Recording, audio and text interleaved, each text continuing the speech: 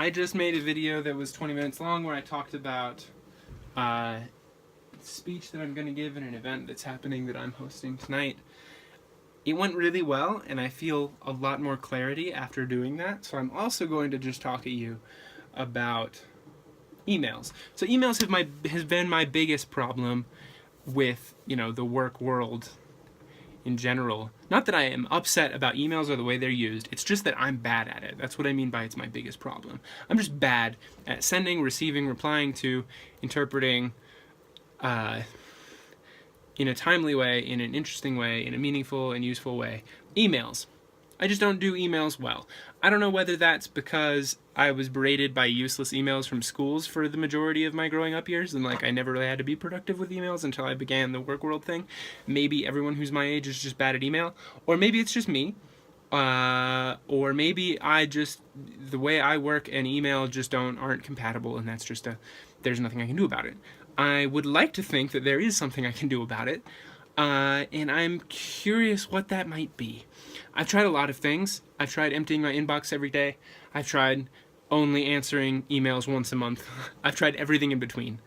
I've tried treating emails like text messages and answering them the moment they come in.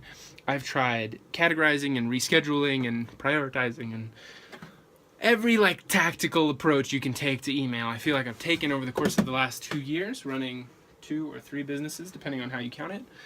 And I don't feel like I've come across a solution that I like yet, which is super frustrating.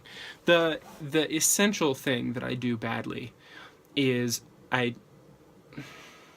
when an email requires more than just my thoughts to respond to, if it requires certain action or a blog post or a project or some amount of research, I end up putting it off until a date that I don't like. I need to determine exactly what the to-do item is from the email, put that in a to-do list, and then archive the email or reschedule the email to come back when that item is done. I don't do that. I just let important things pile up in my inbox, which is not fun.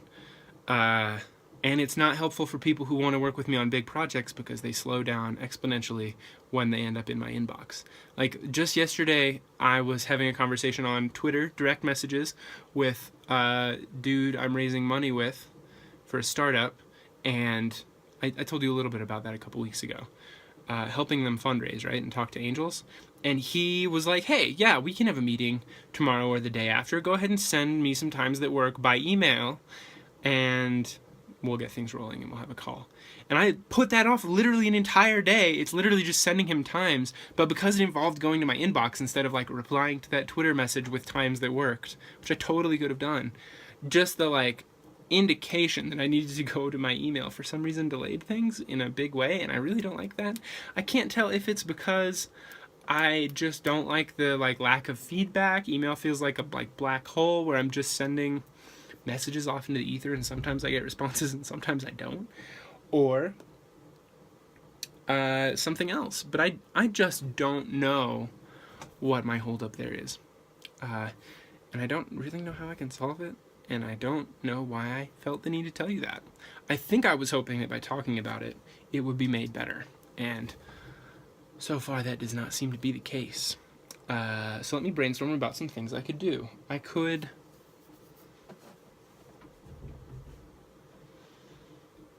The thing is that I've tried so many things. It's not about tactics. It's not about things I can do.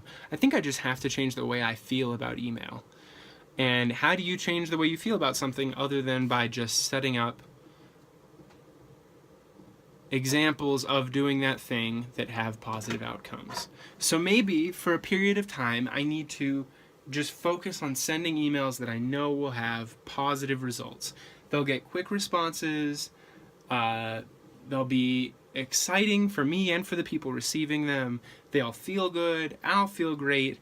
For example, I did a thank you project the end of last year where I just emailed 50-ish people who were really meaningful for my 2015 thank you notes via email about the fact that I am thankful for them and I like what they did with my 2015. I liked how we worked together.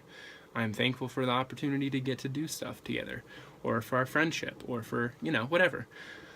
And that was a really positive experience. I ended up with a bunch of replies in my inbox that were all like, thanks, Steve. This was an incredibly kind email to get. I loved getting this. This was great. Send more emails like this. That was good, but it didn't change how I used email or my relation to email in general. So I don't want to do something that's that far removed from like actual work. I do want to do something that will be that fun. That has to be more involved with actual work. So maybe I can focus on sending. So for example, I have like 300 follow-up emails that were not specific things. They were just like a general. So the specific things that happen during conferences, like follow up with me for this specific reason, those things I'm good at. Things that happen at conferences like, wow, you're cool, you're doing cool stuff, I'm doing cool stuff, we want to keep up with each other, but we're not going to add each other on Facebook for some reason.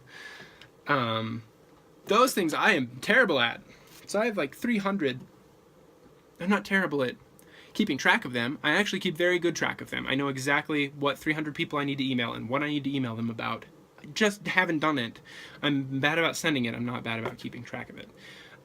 So maybe I can find a way to email those 300 people in a low-pressure, fun sort of way that is also productive.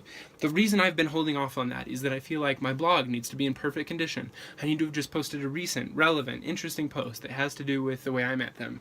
I need to, just like things that I could never realistically actually accomplish before emailing these people, because that would be an enormous load of work and it would change based on which person I was emailing. So I think in general, I just need to find a better, hey, it was great meeting you at this conference. I mean, I've seen other people do it well. I don't know why I can't just copy their strategy. I haven't tried. I know I could.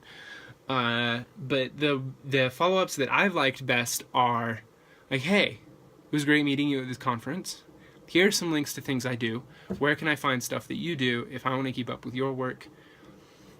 Thanks for being awesome. Keep up the cool work. Bye. So like super short, couple links, then you're done. I think that is the easiest way to do a general follow-up. I think I'd also like to add something specific to those emails, like either, hey, would you be up for joining this mailing list that I put together specifically for people from this conference? For when I post something about this conference, I can let you know. Or I could do like add me on Facebook so that we can stay connected and up to date on each other's projects. Or I guess LinkedIn, I don't know.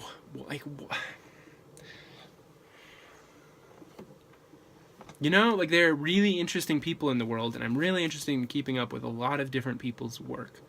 But very few people do a good job, myself included, do a good job of keeping our online work well organized, interesting, regularly published to, and fun to read. So, yeah, that's a conundrum that I don't know how to solve.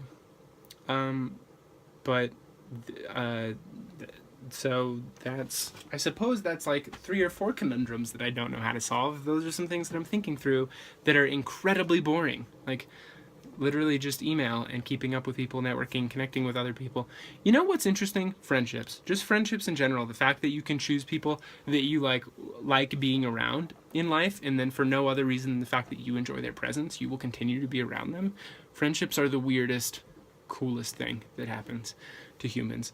But there's this weird in-betweeny, half business, half friendship thing that happens that I am not into at all, because there's not a real good model for it, and it's kind of unclear what to do. I'm Facebook friends with Will McCaskill, and I have no good reason to be Facebook friends with Will McCaskill other than he's cool. I've read his book. I met him at a conference, and I wanted to keep up to date with the things that he's doing in his life. And he is one of those people who will accept your friend requests. And we have a lot of mutual friends and that sort of thing. So that's great, but also probably the worst case scenario for how I could actually productively keep up with Will. I feel like he probably has a blog that I should follow, or a mailing list I should be on, or, something that would be the type of engagement that I want to have with his work and not his Facebook statuses. And I feel that I also want to be that sort of person where the blog posts that I make are more interesting than my social media posts, so I would rather you follow an email list or just keep up with my blog than follow a social media profile where I'm sort of just candid and not always posting interesting things. Maybe I just care too much about the way other people are interpreting things, and I need to care more about what would be fun for me. And so long as I'm having fun, other people will also have fun, and then those of us that have fun together in groups will end up friends, or keeping up with each other's work, or, you know, and I need to just not sweat it. Maybe I can just keep it like super low key and not stress about the right way to do things, and just do things that are fun or that happen, and then let the rest of it go.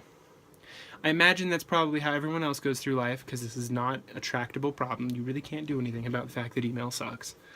And that is somewhat disheartening, but probably true conclusion that I have come to. Thank you for listening to my rant. This was incredibly unproductive. But there was a good chance that it might have been had it gone another direction, but I don't know what direction that is. So there's that. If you are watching this video, and it is the first of the 1,000 videos that I have made this year that you're watching, I'm so sorry. Almost all of them, except for that one, are better than this. So go watch any of the other ones, except for the one, except for that one. You know which one I'm talking about, right? No, me either. Yeah, that's a thing that I'm doing, making a lot of videos. This is one of them. Thanks for watching. If you did watch the whole thing, wow, good job. Feel free to high five me in the comments by leaving a comment, or by clicking the thumbs up button below, or by clicking subscribe if you've not already, but you probably have, because honestly, if you're not subscribed and watching every video every day, why would you watch this? Can you imagine someone just like this being the first video they found, being like, why is this person in a dark place talking about something that is just literally completely unrelated to anything I'm doing that I don't care about at all? Welcome to my 1,000 videos project, where I do things that you don't care about at all. 1,000 times. And those of you that do care and are having fun listening to and thinking about things with me and leaving comments and that sort of thing, thanks. Ditto. I am fascinated that we get to have conversations this way. I think it's super cool. I am still totally down with the fact that online video lets us have like conversations that we would have over lunch. Except in comment sections instead of, you know, at lunch. Thanks for watching. Thanks for hanging out with me. Thanks for listening to me rant. You're a great friend. I appreciate you. Keep it up. Have a great day. I'll see you in the next video.